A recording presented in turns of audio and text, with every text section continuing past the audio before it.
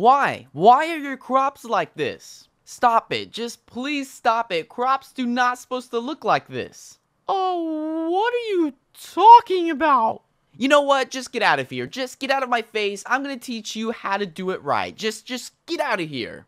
My gosh, I mean, this version of farming was great back in the day, back in the old versions of Minecraft, but now we're in the much newer versions, and water will actually hydrate up to 5 blocks. So you can just go ahead and fill all this up and save yourself much more land and put some more crops here. And also, you don't even need water to hydrate your crops. You can just plant your crops anywhere you want. The water is just going to speed up the growing process.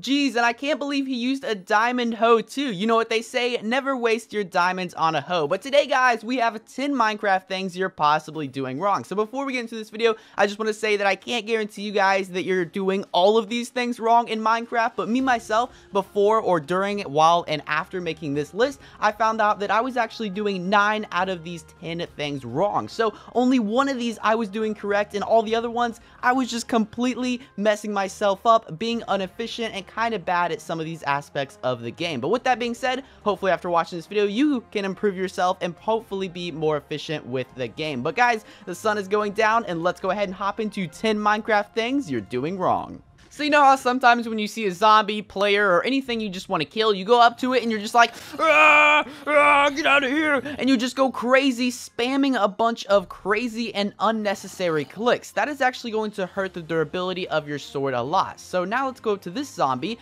and let's just do some normal critical hits. So here we go, 1, 2, and that's our 3rd hit, and he's dead. Now, you don't see a huge change in the durability, but if I was to do this over a long period of time, maybe with a diamond sword, you would probably have like an extra maybe 20 to possibly 50 hits with that diamond sword. Yes, baby, I finally got a full stack of gold. Now all I gotta do is smelt it. And by the way, in this dungeon, I also learned that you don't want to put a torch just on the spawner. You also want to put it in the corners because the lighting of just this torch in the middle doesn't cover the corners. But now let's go ahead and hop up here, and I guess we can throw down a furnace and start smelting. Hey, you're doing that wrong. What? The coal? Yeah, you should probably not put all that coal in there. You can easily just take that 9 coal and craft it into a block of coal for an extra 80 seconds of smelting time. Wait, so you're saying I can take this coal out and I can make it a block of coal for the same amount? So you're saying 9 pieces of coal smelts for 720 seconds, and a block of coal will actually smelt for 800 seconds? Yep, that is correct. You'll get about 8 extra items from just using the block of coal, even though you're using the same amount of coal. So basically, every time I want to smelt something, I should always craft it into a block because I'm going to get an 8 extra items out of everything I smelt with this block. And not only that, but it's also a lot more compact, so I can fit a lot more of these in my inventory without them taking up a bunch of space. Man, just a couple seconds ago, I learned that you want to place torches around the spawner room, and also you just taught me a very useful and efficient furnace smelting tip.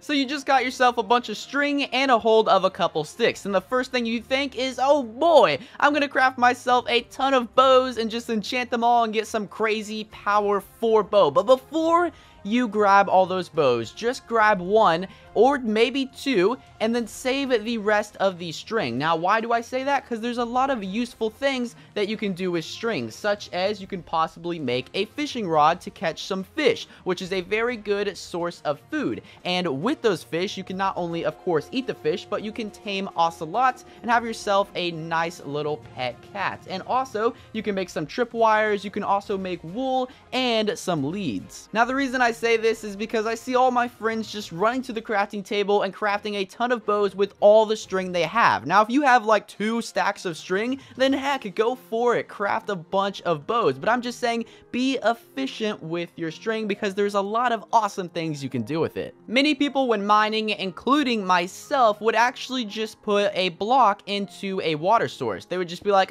throw a block in there and I'm done. But why don't, if the place is not very lit up, just go ahead and plop a torch in there instead?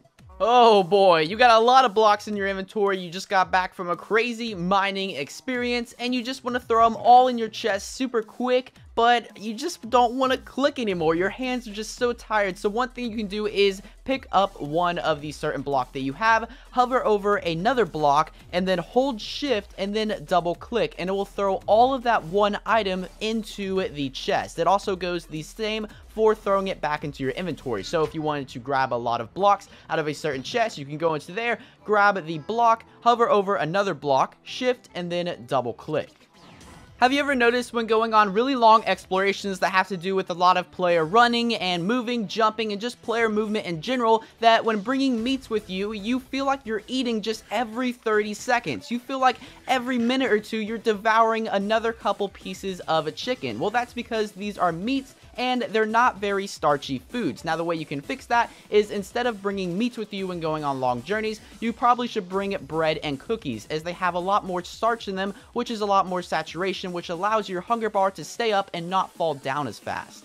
Most of us just grab a piece of wool and some dye and throw it in the crafting table to get ourselves some dyed wool. But however, this is much more efficient. You should probably go up to a sheep, dye the sheep, and then shear it, as you may get multiple pieces there. I didn't get multiple pieces, but sometimes you'll get multiple pieces of wool, and also the sheep will regrow that same color. Come on, buddy. You want to grow again? You want to grow again? Okay, I'll wait like another minute or two for you to regrow your wool. But yeah, just within a couple minutes, I got 6 pieces of lime wool with only using 1 piece of dye. Oh, there he goes again. Back at it again with that green wool. Gotta add that to the collection.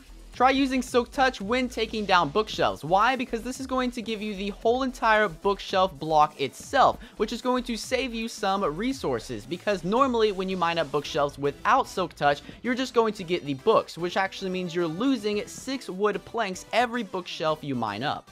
This last one kind of ties into the block of coal thing. So when feeding your horse, take into consideration that 1 piece of wheat does exactly 1 heart of health, which is 2 HP to your horse. However, a whole entire block of hay will actually do your horse 20 HP, which is a 2 extra health points. So you can actually give your horse 2 extra health points by giving him a block of hay, and it's the exact same crafting amount because you're still using the 9 pieces of wheat. So with that being said, there is one exception, and that is if your horse has lost anywhere from 2 to 4 hearts, it would actually be more efficient to feed it wheat instead of the hay bale. The sunset is beautiful, and you guys are too. But with that being said, I want to thank you guys all so much for watching 10 Minecraft things you're possibly doing wrong. Now let me know down there, the comment section below, if you guys have some things that maybe I didn't mention in this list. If you have anything that I possibly didn't mention in this list, feel free to comment it down there in the comment section below, and maybe we can have like a little bit of a discussion. And if I get enough people saying some other things, like some other things that you're doing wrong in Minecraft, maybe I can make like a little part 2 to this. But with that being said, I want to thank you guys again so much for watching. My horse is still over there chilling, but yeah, I want to thank you guys so much for watching. The sun is going down, the moon is coming up, so I should probably find myself some shelter. Oh geez, there's a spider already. But yeah, I'm gonna catch you guys later in another Minecraft video.